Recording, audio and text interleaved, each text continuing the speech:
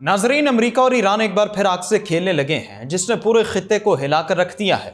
Missile हमले, drone operations, फौजी अड्डों पर मुबैना तबाही और आपने हॉर्मस की बंदिश के खदशात ने आलमी सियासत और मईशत दोनों को शदीद दबाव में डाल दिया है। इस दौरान कुवैत, उर्दन, बहरीन, इराक और खलीज के दीगर ममालिक भी इस तनाज़े के असरात की लपेट में आते दिखाई दे रहे हैं।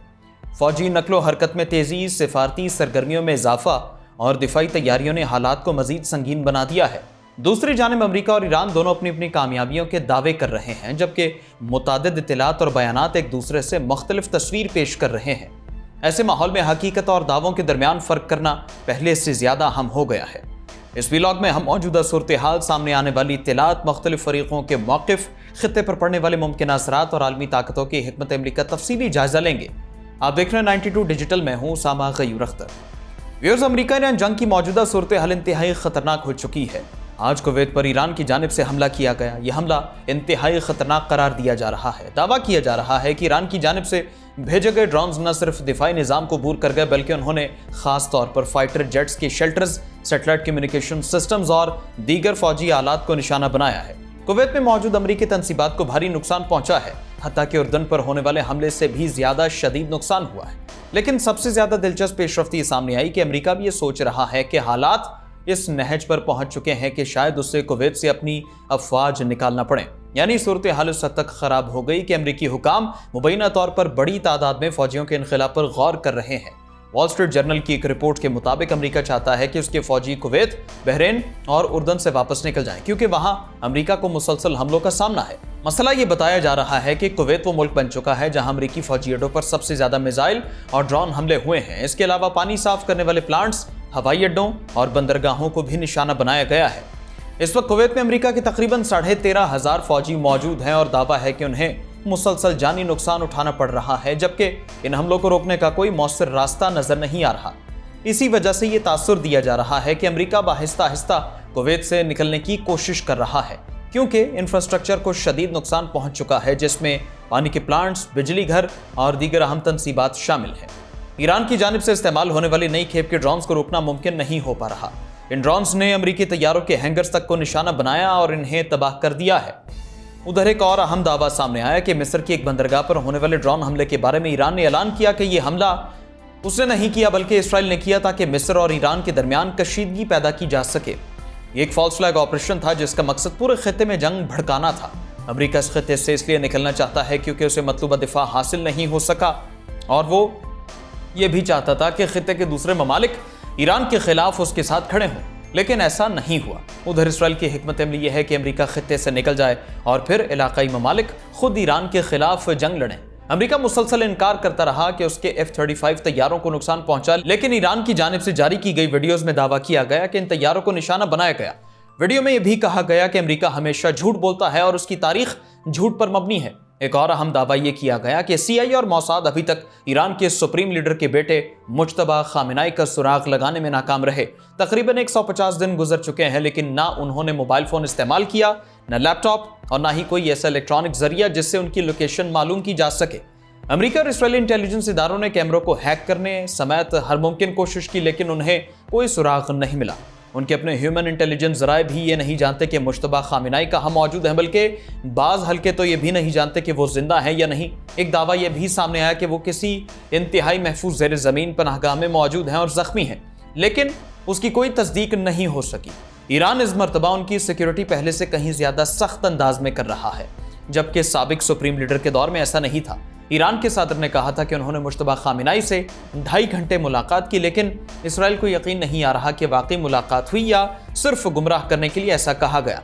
अब इसराइल के लिए सबसे बड़ा सवाल यह है कि अगर वो जिंदा है तो कहाँ है, अगर नहीं है तो फिर ईरान की जंगी हिकमत अमली को कौन चला रहा है। इसराइल ने एक वक्त ईरान के ट्रैफिक कैमरों को हैक कर लिया था और वहां से बॉडी गार्ड्स की नकलो हरकत तक मालूम कर ली थी, लेकिन अब उन्हें कोई सुराग नहीं मिल रहा। अमेरिका और इसराइल दोनों इस जंग में मुश्किलात का शिकार हैं। ना अमेरिका ये जंग जीत पा रहा है, ना मजीद फौज भेज सकता है, ना आसानी से वापस निकल सकता है। अमेरिकी सदर ट्रंप ने भी ये कहा कि अगर ईरान मुज़ाकरात में पहल करे तो हालात बेहतर हो सकते हैं, लेकिन ईरान इस मरतबा किसी ट्रैप में आने के लिए तैयार नहीं है। कयास सराइयां हैं कि एक नए मुफाहमती मुआहदे पर बातचीत की जा सकती है, लेकिन ईरान पहले मुआहदे में तरमीम के बगैर आगे बढ़ने पर आमादा नहीं है। अमेरिका चाहे जो भी करे, हकीकत यह है कि इसराइल ने उसे ऐसी जंग में धकेल दिया है जिसमें उसकी ताकत और असर और रसूख को शदीद नुकसान पहुंच रहा है।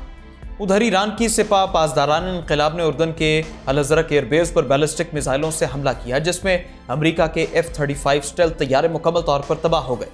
अमेरिका की सेंट्रल कमांड ने इन तमाम दावों की सख्ती से तरदीद की। इस कशीदा सूरत हाल में सऊदी अरब ने एक नया कदम उठाया जिसने पूरे खित्ते की हिकमत अमली को मजीद संगीन बना दिया है। इन तमाम अस्करी कार्रवाइयों के दौरान अमरीकी पेंटागन को भी एक बड़े चैलेंज का सामना है। पाकिस्तान कोशिश कर रहा है कि किसी न किसी तरह मुज़ाकरात का सिलसिला दोबारा बहाल हो सके और MOU को भी बरकरार रखा जा सके। इराक में अमरीकी और सऊदी मुश्तरका हमलों ने पूरे खित्ते में आग लगा दी है, जबकि आबना हॉर्मज़ की बंदिश से आलमी मईशत एक मरतबा फिर खतरे में पड़ गई। उर्दन की जानिब से भी बयानात सामने आए, जहां उर्दनी हुकाम ने दावा किया कि उन्होंने 5 मिसाइल कामयाबी से मार गिराए और किसी किस्म का जानी नुकसान नहीं हुआ। ताहम ईरान का कहना है कि इस हमले के बाद अमेरिका ने कोई फौरी जवाबी कार्रवाई नहीं की, जिससे जाहिर होता है कि ईरानी हमले ने अमेरिकी दिफाई निज़ाम को काफ़ी हद तक हैरान कर दिया था।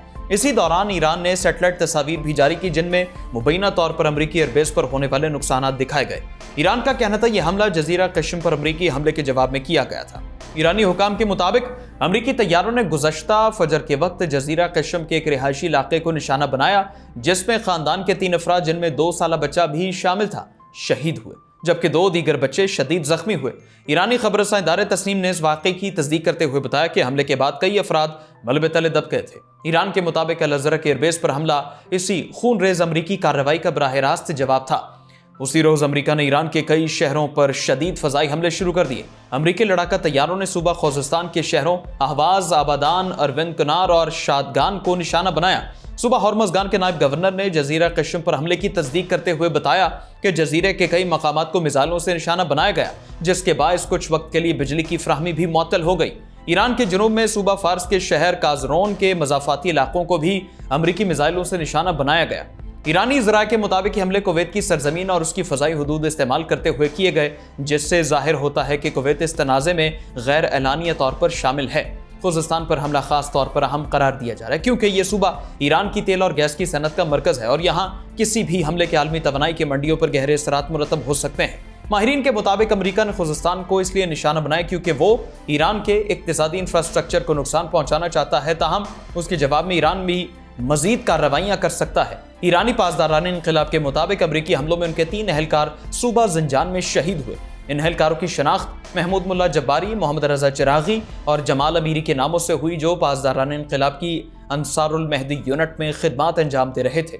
इन हमलों के फौरी जवाब में ईरान ने आबना हॉर्मज़ को गैर मुय्यना मुद्दत के लिए हर किस्म के गैर मुल्की बहरी जहाज़ों के लिए बंद करने का ऐलान किया। ईरान का कहना था यह नाकाबंदी उस वक्त तक जारी रहेगी जब तक अमरीका अपनी फौजी कार्रवाइयाँ बंद नहीं कर देता।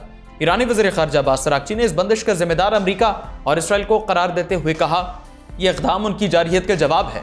आबना हॉर्मज़ से दुनिया की तकरीबन 20% तेल की तरसील होती है, इसलिए इसकी बंदिश का फौरी असर आलमी मंडियों पर पड़ता है। अक़वाम मुत्तहिदा ने भी सूरत हाल पर गहरी तशवीश का इज़हार किया, क्योंकि इससे आलमी तिजारत का एक बड़ा हिस्सा मुतासिर हो रहा है। ताहम इस नाकाबंदी के बावजूद ईरान ने कुछ महफूज समंदरी रास्ते भी कायम किए, जिनसे तिजारती जहाज गुजर सकते हैं। बैनुल अक़वामी शिप ट्रैकिंग कंपनीज के मुताबिक कतर का एक बड़ा गैस टैंकर और मजमूई तौर पर 12 तिजारती जहाज इन्हीं ईरानी रास्तों से कामयाबी के साथ गुजरे हैं। ईरानी पासदारान इंक़िलाब ने दावा किया कि 2 ऑयल टैंकर जो गैर महफूज जुनूबी रास्तों से गुजरने की कोशिश कर रहे थे, जिनमें से एक में आग लग गई जबकि दूसरे को वापस लौटना पड़ा। व्यूअर्स, अमरीका, ईरान, इसराइल और खलीजी ममालिक की बदलती हुई हिकमत अमली ये वाज़ेह कर रही हैं कि आने वाले दिन मजीद हसास और फैसला कुन साबित हो सकते हैं। आबना हॉर्मज़ फौजी अड्डे, तवानाई की तनसीबात और इलाक़ाई इत्तेहाद अब इस तनाज़े के मरकज़ी महाज बन चुके हैं, जबकि आलमी मईशत भी इन पेशरफ्तों के असरात महसूस कर रही है। मशरिक़ वस्ता में जारी ये कशीदगी अब सिर्फ 2 ममालिक का तनाज़ा नहीं रही, बल्कि इसके असरात पूरी दुनिया की सियासत, मईशत और सलामती पर मुरतब होते दिखाई दे रहे हैं। हर गुजरता लम्हा नई इत्तलात, नए दावे और नई अस्करी पेशरफ्त सामने ला रहा है, जिससे सूरत हाल मजीद पेचीदा होती जा रही है। मिसाइल हमलों, जवाबी कार्रवाइयों, सिफारती कशीदगी और बदलती हुई इलाकाई हिकमत अमली ने पूरे खित्ते को एक हसास मरहले में पहुंचा दिया, लेकिन जंगों का असल बोझ हमेशा आम लोगों को उठाना पड़ता है। तबाह होने वाली तनसीबात के साथ साथ इंसानी जिंदगियां, मईशतें और मुस्तकबिल भी मुतासर होते हैं। इसीलिए आने वाले दिनों में सिफारती रास्ते, मुज़ाकरात और जिम्मेदाराना फैसले ही इस बहरान का रुख मुतय्यन कर सकते हैं। देखते हैं कि आने वाला वक्त हमें क्या दिखाता है। आपकी इस बारे क्या राय है, कमेंट सेक्शन में ज़रूर बताएं। दीजिए इजाज़त, अल्लाह हाफ़िज़।